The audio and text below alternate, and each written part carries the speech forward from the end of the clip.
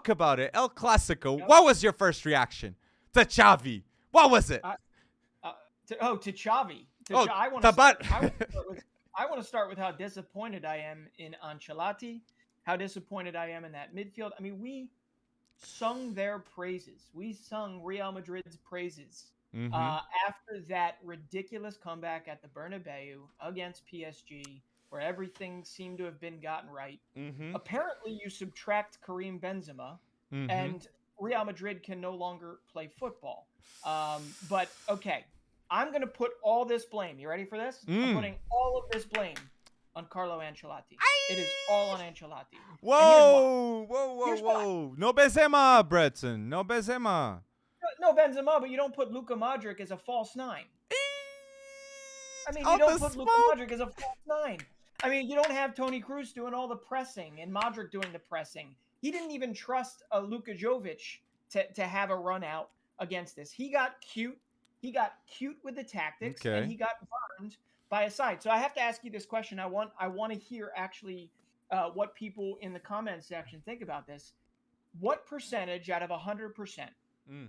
What percentage out of 100% was Barcelona winning, Mm-hmm. and what percentage out of 100% was Carlo Ancelotti bottling it for Real Madrid, along with everybody else underestimating them on Madrid? Mm. So which one is it? Was it more like 75% Xavi ball, or was it 75% Ancelotti being a dunce? I'll be honest with you, Breton. The moment you mentioned Jovic, I Yeah. think you lost me. Because Jovic, like, I don't have big expectations on Luka Jovic personally. This Start. has nothing to, Oh, this but has nothing sorry. to- Sorry. This sorry, has nothing to do with Luka Jovic. This Uh, has nothing to yeah. What I simply meant was he had Luka Modric playing a false nine. He had Mhm. no downright striker out on the pitch.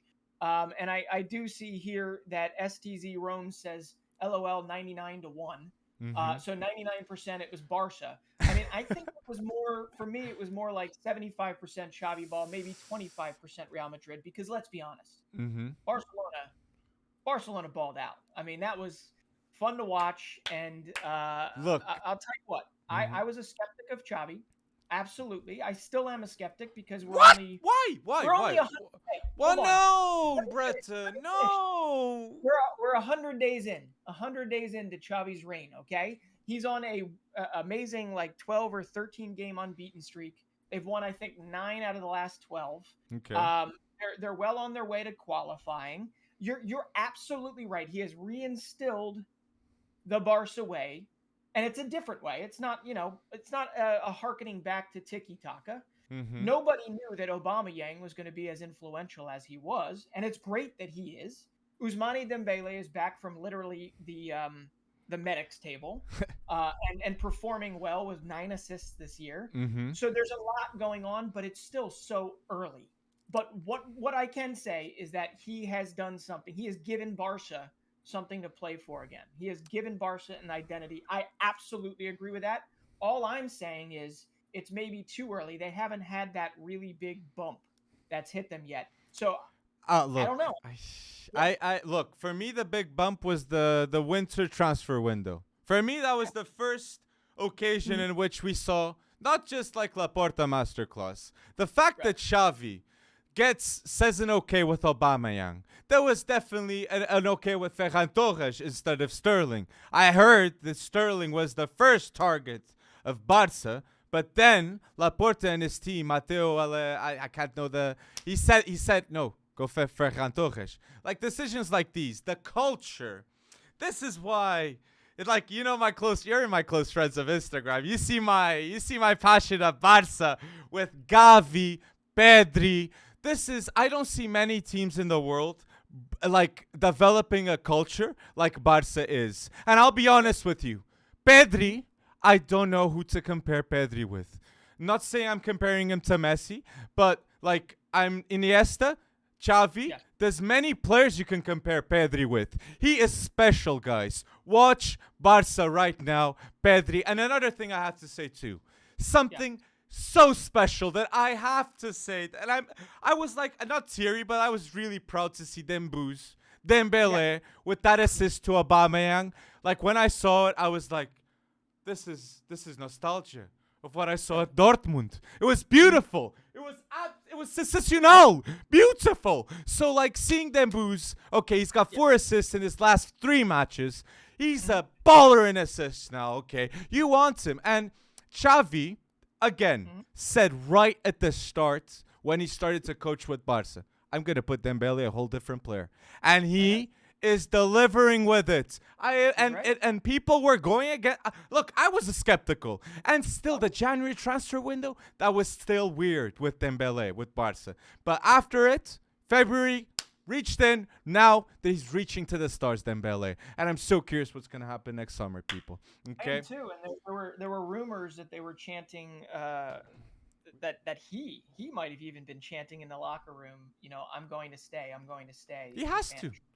Imagine if Xavi was given the reins earlier, right? There was a lot of foot dragging. Yeah, a lot of dragging, right? True. And what you got first was the identity. I mean, you hit the nail on the head by saying the Aubameyang, the Dembele. I mean, Aubameyang, to be honest, has been the key through a lot of this success here. Beyond obviously how well Pedri has been playing. Let's be honest, Barcelona without Pedri was literally nothing.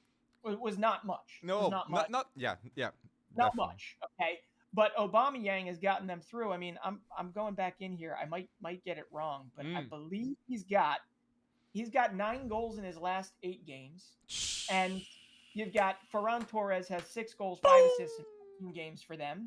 And then the X factor obviously is Pedri. I mean, I think he had 3 duels won, 3 dribbles won in the Clasico, but that did nothing to show you how just amazing he was at creating space, at opening things up, and kind of like just getting this flow to the game. And let's be honest, I think somebody said it, I forget who, and I'm sorry that we're not, IDing people, but somebody said it in there. That game should have been 7-0.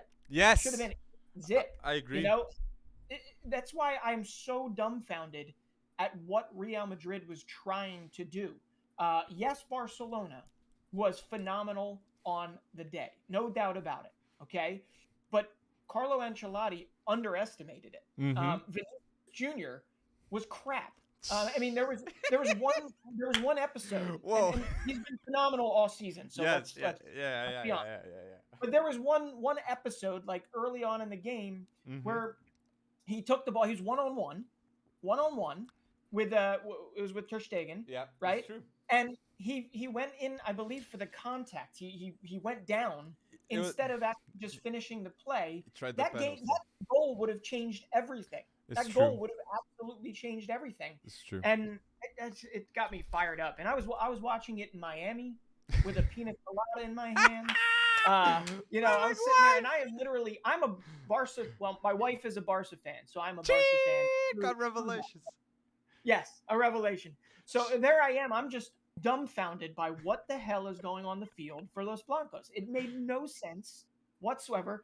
Militao, horrendous. Well, very bad game.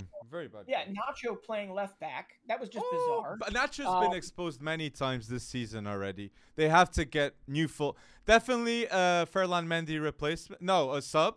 And a new right back for Carvajal. Yeah. Pedro Porro, just saying. Well, I'll tell you what. I got to do a mea culpa on... I don't know. I forget what list it was, but we did a list a while back where I named Dani Carvajal as an underrated player, and he has done everything he can this season for Real Madrid to take himself off that list, because he once again was an absolute liability, But I had something that I have to mention this player. I know Petri, as I said, I saw the Ballon d'Or comments of Dembele on his picture, and not gonna say understandable, but like it's again special levels. But Xavi, in 19 minutes that he played in that El Clasico, he was the player with most duels won. He had more duels won than any player at Real Madrid in 19 minutes. So Xavi, for me, watching the World Cup, that's gonna be. Come on, subscribe to the Twitch already to see the World Cup in the near future. But Xavi and Pedri, I have high expectations, and I'm dying to see how they develop until then for Spain, okay? Because the responsibilities, it's in a match against Real Madrid. That's one of the best teams on earth in history of football, okay? It's against those teams that you prove yourself in the world's biggest stage, and Gavi did that. Yeah, but Camavinga should have started. Oh, but You I have- see here Kessié to Barca. What's your true. thoughts? Quick thoughts on Kessié. He's getting 6.5 million a year. Do you think Yep. it's a good deal by Barca It's to get Kessié? I think it's a great deal. I think it's a Okay. great deal. He's an engine. He's an absolute engine, and Xavi will do wonders. Busquets with him. replacement. Probably long term. Absolutely. I mean, Busquets, he could go another year. Aubameyang is really putting me on doubts, especially now with Haaland, Yeah. man. Look, I think Yeah. I think Haaland anticipated how good Aubameyang was going to be with Barca. Because we saw the Man City talk straight after Aubameyang's performing for Barca. Wasn't it? Like honestly, I'm just conspiracy theories of football right here, but like maybe he realized like it's not going to happen maybe in the future, but like not now. Maybe go to Guardiola, learn a bit with Man City, then go to Barca one day. But like the question I want to ask you, Breton, is where do you think Barca's going to invest instead? Center back, definitely extend with Ronaldo Araújo. Imagine if they do this: extend Ronaldo Araújo and sign Jules Koundé.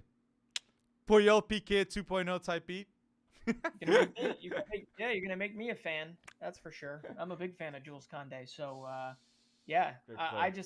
think when it comes to Holland and the like, I know Real Madrid is close. If not, they've already got it done to signing Kylian Mbappe. Mm-hmm. But if you see how big Karim Benzema was to the health of a Real Madrid squad, you probably want to go out and see if you can open up the coffers a little more and bring in Erling Haaland.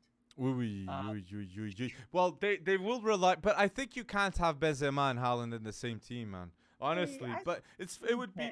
I think that management, time management, even for both. But I think the fact that Haaland goes to Man City just shows how good Benzema still is at like 33, 34. This might be for any Real Madrid supporters on here. Hopefully, this is the kick in the butt that they need to realize that you're 9 points ahead, which is probably good enough to win it, even if you bottle the rest of the year. True. But they do have matchups against, I believe, Atletico Madrid. They've got Valencia, and then they've got to fight on two fronts. You know, they've got Chelsea coming up soon in early April. So it's not a set stone. So hopefully Ancelotti can get them. But I think it's not the problem for like Real Madrid fans. It's not the one game. It's the fact that in the other side, in Catalonia, okay, Barca is in a momentum that Real Madrid fans are like, whoa. And they go against that train, that Xavi ball train, and they are confronted with a reality that they haven't seen for a long time. Like saying, Pedri is a different player now. All these players are... Dembele, night and day. Like for Alaba and Courtois at the beginning of the game must have been like, this is going to be so different, okay, to all the other El Clasicos. And this has to be mentioned too. I was talking with people today and they were saying, like, Benfica beat Barca with Xavi in the Champions League. So if Benfica played Barca now, Benfica would be in the mud, okay? I have to say that. And that's why I really believe that this team is a special level. Special level. I'm going crazy on this, man. And two, I want to clip this, has to be said. Aubameyang leaves the Barca and Arsenal are fighting for the top four. So it's the best for both worlds. Arsenal's competing for the top four and Aubameyang's having the best life at Barca. So be happy for both and yeah, great decisions. Great decisions. That's what you call an amicable divorce. And a what? A what? A what? An amicable divorce. By my English, amicable. It 42% still believe that Barca has a shot to catch Real Madrid. That's bold. That's bold. That is bold. People on YouTube, tell us your thoughts about El Clasico, anything we haven't mentioned in this clip. Please don't forget to subscribe to the YouTube and get to a like goal of 200. Please go bold and thank you.